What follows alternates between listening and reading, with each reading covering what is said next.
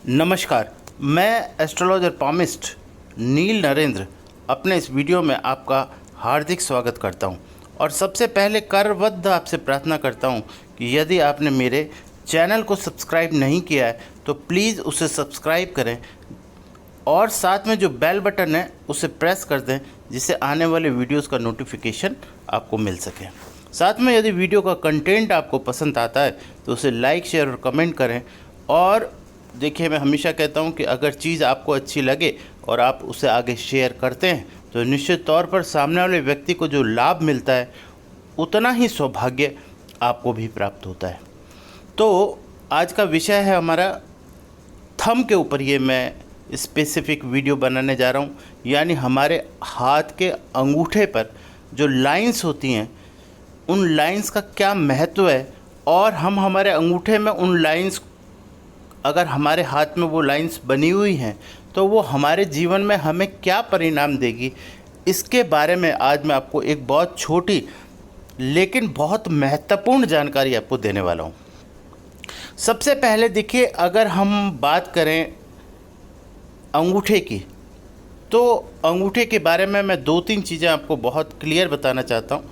देखिए, यहाँ पर ये जो मैंने पिक लिया है अंगूठे का, उसमें आप देखेंगे कि हथेली से, अगर हथेली से हम इसे देखेंगे तो ये एंगल जो बन रहा है, ये हथेली से इस अंगूठे का बहुत स्ट्रेट लाइन है।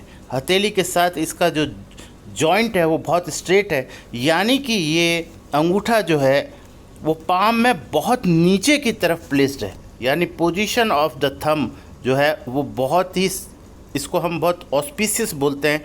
जब थंब जो है हमारी रिस्ट के जितना नज़दीक प्लेस होता है उतना ही ज़्यादा थंब की पोजीशन को बेस्ट माना जाता है। और ऐसी कंडीशन के अंदर थंब और जो रिस्ट के साथ अगर आप उसे ऐसे खींच के हाथ को फैलाते हैं तो ये जो एंगल बनता है ये लगभग आपका 180 डिग्री के आसपास होता है, यानी कि एक स्ट्रेट लाइन की तरह आपको दिखाई देता है।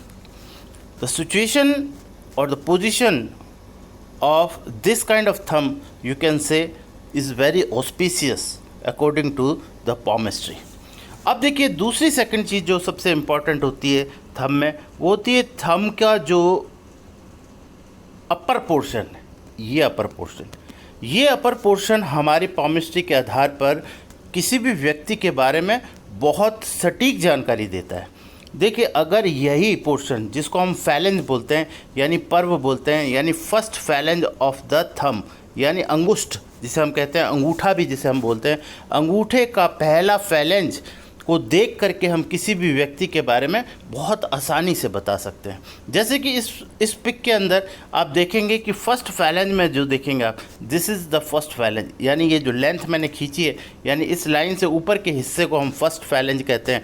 और इसमें आप देखिए कि मिड जो इसका थंब है, उसके बाद ये अंगूठा बहुत ज़्यादा यहाँ से पतला हो जाता है, यानी कि अंगूठे का जो पर्व है वो मध्य से नीचे की तरफ झुकने लगता है। यानी कि आप देखेंगे कि अंगूठा नाखून वाले पोर्शन के अंदर पतला हो जाता है। ऐसे थंब को बहुत हाई क्वालिटी का थंब बोलते हैं, जिसमें नाखून तक आते आते जो अंगूठा है वो काफ़ी पतला हो जाए। अगर ये अंगूठा किसी का भी व्यक्ति का अगर अंगूठा काफ़ी अगर ऊपर से मोटा दिखाई दे, यानी कि आप इस तरीके से देखेंगे, देखिए आप कभी गौर करना, जो भी आपराधिक किस्म के लोग होते हैं उनका ये अंगूठा ऊपर से ठीक वैसा होता है जैसे ऊपर से गोल होता है और काफ़ी मोटा होता है, और साथ में जो पीछे उसके जो नाखून होता है उसकी मैं आकृति आपको बताता हूँ कि वो बेसिकली इस तरीके का अंगूठा होता है जो लोग आपराधिक प्रवृत्ति के लोग होते हैं। यानी कि अंगूठे के ऊपर इतना मांस चढ़ा हुआ दिखाई देगा, अंगूठे का नाखून बहुत छोटा होगा, साथ में ऊपर का जो भाग है वो आपको इतना चौड़ा और मोटा दिखाई देगा। आप किसी भी आपराधिक व्यक्तित्व का कोई व्यक्ति हो, उसका आप अंगूठा चेक कर लीजिए, आपको ठीक अंगूठा ऐसा ही दिखाई देगा। लेकिन जो लोग जितने ज़्यादा शार्प और जितने ज़्यादा अच्छे इंसानियत के हिसाब से अगर हम देखें तो जितने व्यक्ति अच्छाई को प्राप्त होता है उतना ज़्यादा ये अंगूठा ऊपर से पतला होना शुरू होता है। यानी कि ऊपर से अंगूठे का पतला हो जाना निश्चित तौर पर व्यक्ति के अच्छे व्यक्तित्व की निशानी है। और अंगूठे का लंबा होना यानी लंबाई यानी length of the thumb is very important. जितना अंगूठा लंबा होता है उतना ही शुभ माना जाता है। अब देखिए, जहाँ तक इस पर लाइंस की बात है, किसी भी वीडियो में कभी स्पष्ट रूप से समझाया नहीं गया कि बेसिकली ये लाइंस होती क्या हैं। और थंब की जो लाइंस है ना, बड़ी टिपिकल होती हैं, क्योंकि कई लोगों के बेसिकली 3 फैलेंज होते हैं। देखिए, मैं आपको यहाँ क्लासीफाइड कर देता हूँ, ये 1 और ये 2 नंबर फैलेंज और ये आपका 3rd नंबर फैलेंज। लेकिन बहुत कम लोग होते हैं जिनके अंगूठे में इस तरीके से 3 स्पष्ट फैलेंज होते हैं। नॉर्मली साधारण व्यक्तियों के ये फैलेंजेस आपको समझ में नहीं आएंगे कि 1 2 3 फैलेंज ये कहाँ पर बन रहे हैं। कई बार आपको ये वाली लाइन बीच में से हटी हुई दिखेगी, यानी कि सीधे अंगूठे में ऐसे 2 फैलेंज नजर आएंगे, 1 और 2 बस। और साथ में सीधा ये जॉइंट नज़र आएगा, जिसे हम कहते हैं जॉइंट। जॉइंट का मतलब हुआ अंगूठा जहाँ पर आकर पाम यानी हथेली से जोड़ता है, इस पॉइंट को हम बोलते हैं संधि।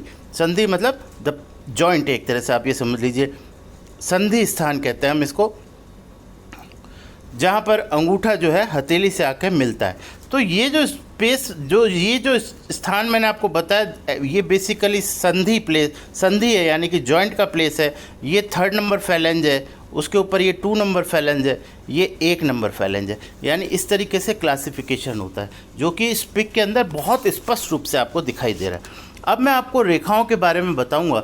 जो ये सबसे पहली लाइन ये जो है, इस रेखा को हमारे पॉमिस्ट्री की लैंग्वेज में बोलते हैं पुष्य रेखा। और ये पुष्य रेखा जो है, इसका जो प्रेडिक्शन है वो बहुत तरीके से होता है, क्योंकि ये हर व्यक्ति के हाथ में आपको लगभग अलग अलग तरीके की दिखाई देगी। यहाँ पर मैं आपको बताऊं कि अगर फर्स्ट लाइन की बात करूं तो फर्स्ट लाइन में कई बार किसी के इस तरीके से आकृति मिलेगी, कई बार किसी को आपको ऐसे हाफ आकृति मिलेगी, किसी की ये रेखा ऐसे टूटी हुई दिखेगी, किसी की यहाँ पर एक सिंपल रेखा दिखेगी, किसी के यहाँ पर ऐसे 2 फैलेंस दिखेंगे, किसी की ये रेखा थोड़ी ऐसे मिलेगी। यानी कि ये डिफरेंट। और ये जो डिफरेंट प्रेडिक्शंस हैं, ये मैं आपको अगले जो मेरा नेक्स्ट वीडियो है उसमें सिर्फ जो फर्स्ट फैलेंज की ये जो पुष्य रेखा है, इसकी भिन्न आकृतियों के बारे में, उसके क्या प्रेडिक्शन होते हैं, क्या भविष्यवाणी होती है, उसके बारे में वो मैं आपको समझाने का प्रयास करूँगा। अब देखिए, अभी मैं जो आपको बता रहा हूँ वो बेसिक लाइंस के बारे में बता रहा हूँ। तो ये जो पहली रेखा है, यदि ये रेखा कंप्लीट हो और किसी तरह की कोई टूट फूट ना हो, तो निश्चित तौर पर ऐसे लोग जो होते हैं वो जीवन भर सुखी रहते हैं। या ये कह लीजिए कि उनका जन्म ही ऐसी स्थिति में होता है जहाँ पर हर तरीके की सुविधाएं होती हैं। या आप ये कह सकते हैं कि वो उनका बचपन जो है वो भी बहुत सुख सुविधाओं के साथ में बीतता है। साथ में ऐसे लोग बड़े होने के बाद, यानी कि जब अपने युवावस्था में आते हैं, तब भी वो अपने जीवन के अंदर काफ़ी तरक्की करते हैं। यानी कि ऐसी स्थिति के अंदर उनका जो जीवन है वो काफ़ी सुखमय होता है, आप ऐसा कह सकते हैं। साथ में मैं ख़ास तौर से बता दूं 2 एक इंडिकेशन, अगर यहाँ पर ऐसे क्लियर ही इस तरह का आइलैंड आपको दिखाई दे, तो निश्चित तौर पर मानिएगा कि ये आइलैंड जो है बहुत ज़्यादा शुभ माना जाता है। यानी कि ये ऐश्वर्य, सौभाग्य और आपकी दीर्घायु का इंडिकेशन करता है। यानी कि ये बेहतर स्थिति को प्रदान होता है व्यक्ति, अगर ये लाइन क्लियर हो, टूटी फूटी ना हो। सेकंड जो लाइन है वो ये लाइन, सेकंड लाइन बड़ी टिपिकल लाइन है, इसे हम कहते हैं मधुरा रेखा। अब देखिए, मधुरा रेखा जो है ना, इसकी खास बात क्या होती है? इस मधुरा रेखा की खास बात ये होती है कि ये लाइन जो है वो पूरी नहीं होती, बस ये आधे अंगूठे तक ही जाती है। जैसे इस पिक में आपको दिखाई दे रही है, ये अंगूठे में मध्य तक जाकर के रुक जाती है, बस ये इतनी ही चलती है, ये पूरी नहीं जाती। अगर ये पूरी नहीं जाती तो ये निश्चित तौर पर मधुरा रेखा है। इसको आपको समझने का तरीका मैं बता रहा हूँ, क्योंकि ये रेखा कभी पूरी नहीं बनती। जैसा कि इस पिक में दिखाया है कि आधे स्थान पर मध्य में जाकर के यहाँ पर ये रुक जाती है, यानी कि यहाँ से चलती है और यहाँ पर आकर रुक जाती है। अगर ये रेखा आपके हाथ में हो तो ये बहुत ही ऑस्पिशियस रेखा मानी जाती है। ऐसे लोग, आप ये कहते हैं कि ब्लड से रॉयल होते हैं ये लोग, ब्लड से, जैसे हम कहते हैं ना खानदानी व्यक्ति, ये लोग ब्लड से रॉयल होते हैं। परिस्थिति इनकी रईसी को कभी भी कम नहीं कर पाती। ये इतने उदार हृदय के लोग होते हैं, और बहुत ही मस्त मौला व्यक्ति होते हैं, जिनको हम कहते हैं राजाओं की तरह शान से जीते हैं। परिस्थिति चाहे कैसी हो, चाहे इनको महल में रहना हो तो भी राजाशाही, और अगर ये जंगल में भी रहें तो भी राजाशाही। यानी कि इनकी राजाशाही और रईसी में कोई कमी नहीं आती।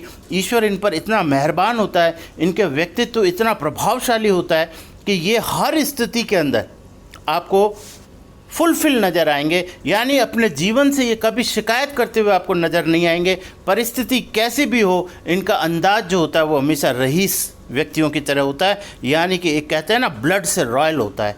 ये रेखा बहुत इंपॉर्टेंट होती है, बहुत कम हाथों में पाई जाती है, लेकिन जहाँ भी ये मिलती है तो आप देख लेंगे कि उस व्यक्ति का व्यक्तित्व ठीक ऐसा ही होता है। वो परिस्थिति से कभी भी अपने आप को कंपेयर नहीं करता, और साथ में किसी भी विपरीत परिस्थिति में अपने आप को समझौता नहीं करता।